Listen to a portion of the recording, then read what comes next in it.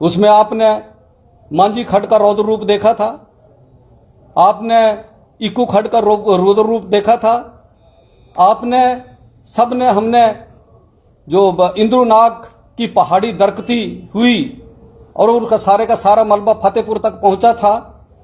तो मैं माननीय विधायक जी से ये पूछना चाहता हूं कि आपने उस वक्त कितनी मदद की थी जनता की।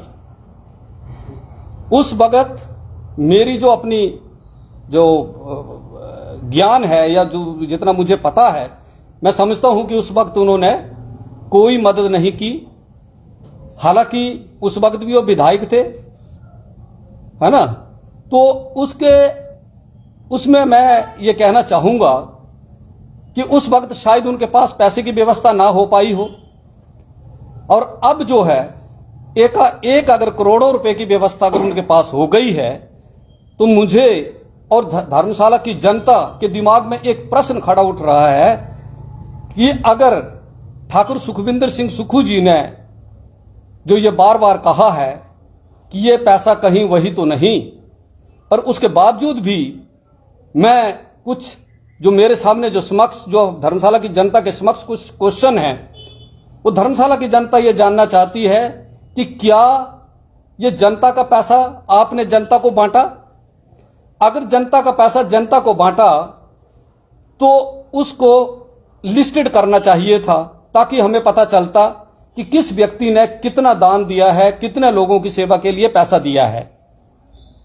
अगर वो भी नहीं दिया है तो शायद आपने अपने एमपी फंड से, एमएलए फंड से पैसा दिया होगा। अगर एमएलए फंड से पैसा दिया होगा उसको भी उजागर करना चाहिए था, उसको भी अभी तक उजागर नहीं कर पाए हम। और तीसरा, अगर उन्होंने अपने जेब से पैसा दिया है तो मैं समझता हूं कि जो उन्होंने जो अपने ये जो पिछले साल ही चुनाव हुए थे और आपने इलेक्शन कमीशन को एफिडेविट दिया था, उस एफिडेविट में जो आपने धनराशि शो की हुई है या अकाउंट शो किए हुए हैं, क्या उन अकाउंट से पैसा दिया था? अगर उस अकाउंट से पैसा दिया था तो किस अकाउंट से कितना पैसा दिया था, कब निकाला? परंतु जो मेरी जानकारी है, जो एक ये जो एफिडेविट दिया हुआ है, एफिडेविट के मुताबिक आप अगर सभी धन राशि को, चाहे वो आपका एफडीज थे, चाहे आपके अकाउंट्स में पैसे थे, अगर उनको सबको भी जोड़ दिया जाए तो वो भी शायद 1 करोड़ नहीं बन पा रहा। तो ये विधायक जी को जनता के समक्ष अपनी ट्रांसपेरेंसी बताने के लिए कम से कम इतना बताना चाहिए कि ये पैसा किस हेड से आया।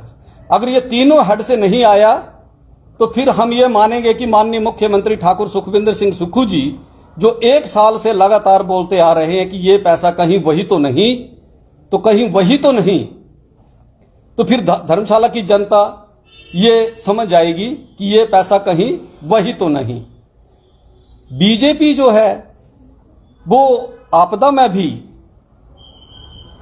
वो राजनीति करना नहीं भूलती, परंतु हमारे माननीय मुख्यमंत्री ठाकुर सुखविंदर सिंह सुक्खू जी जो अभी भाजपा की किसी भी बात की परवाह न किए बगैर जो भाजपा उल जलूल बातें कर रही है, उसके बावजूद भी माननीय मुख्यमंत्री निष्पक्षता से अपने काम में जुटे हुए हैं, जनता हिमाचल प्रदेश की जनता की सेवा में जुटे हुए हैं। और वो जो हिमाचल प्रदेश की जनता है उनको मरहम लगाने के लिए उन्होंने उनसे जितना भी प्रयास हो पा रहा है वो कर रहे हैं। अभी आपने देखा ये जो अभी हमारे ये जितना भी डिजास्टर हुआ है, डिजास्टर में जो लोग हमारे बेघर हो गए हैं, आपने देखा कि जो गृह निर्माण के लिए जो सरकारें पैसा देती थी वो मात्र 1.5 लाख रुपए तक देती थी। और माननीय मुख्यमंत्री जी ने अपने लोगों की समस्या को देखते हुए, अपने लोगों की इस त्रासदी को देखते हुए उन्होंने गृह निर्माण के लिए 7 लाख रुपए दे दिया, ताकि वो जल्दी से जल्दी अपने मकान बना सकें और अपने घर के अंदर गृह प्रवेश कर सकें।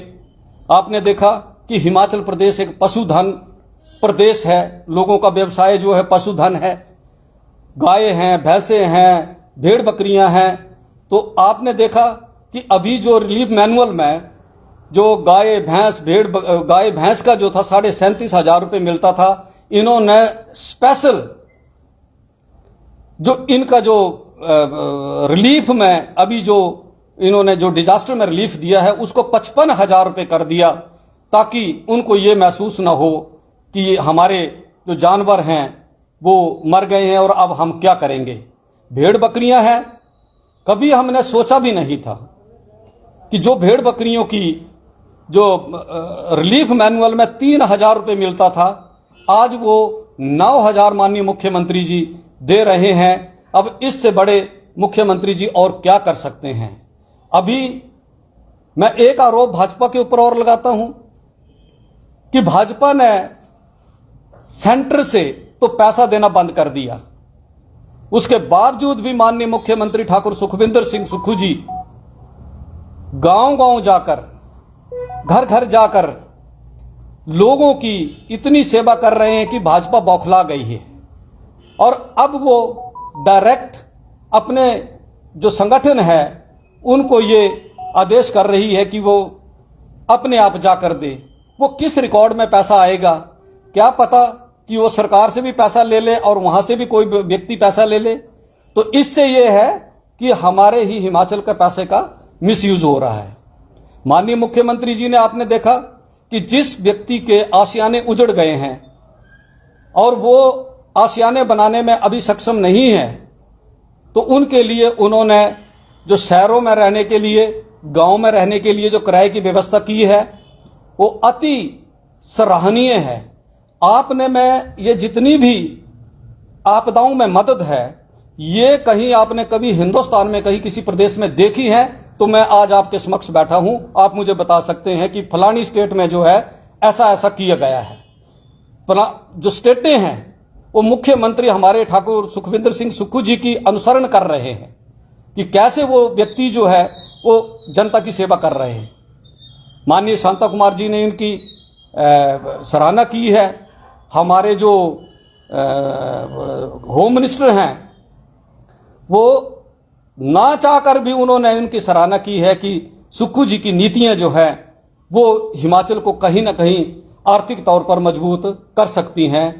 इन्हीं शब्दों के साथ मैं आपका धन्यवाद करता हूं। जय हिंद, जय भारत। और अगर आप कुछ मेरे से पूछना चाहें तो मैं आपके सवालों का जवाब देने के लिए हाजिर हूं। सर, हाल ही में बात करें जो हिमाचल में आपदा की आप बात कर रहे हैं, शाहपुर विधानसभा क्षेत्र में भी एक आपदा हुई थी जहाँ पर काफी मवेशी मारे गए थे, वहां पर भी आप मौके पे पहुंचे थे। इसको लेकर अपडेट अभी क्या सरकार से मिल पाएगा? अभी उसमें अपडेट ये है कि उन्होंने नक्शा क्वाय बनाया हुआ है। मैंने प्रशासन से बात करी थी, आपने मेरे को देखा होगा, मैंने एसडीएम को पूरी स्थिति से अवगत करा दिया था और मैंने ये बता दिया था कि वहाँ पर बहुत बड़ी आपदा हुई है और वो गरीब लोग हैं, आईआरडीपी से संबंधित लोग हैं और उन्हें जल्द से जल्द राहत प्रदान की जाए।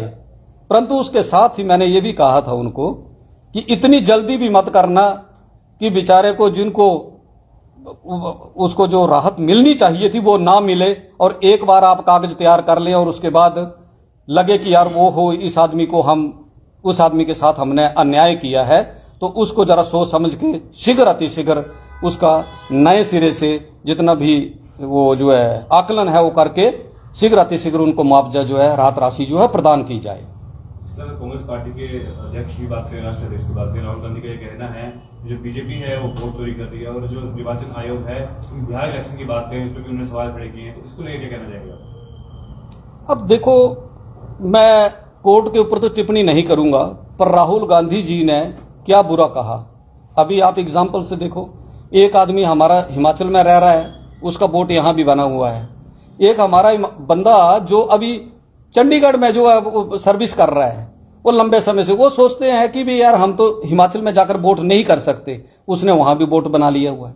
उसमें राहुल गांधी जी ने क्या बोला है, क्या बुरा बोला है ना?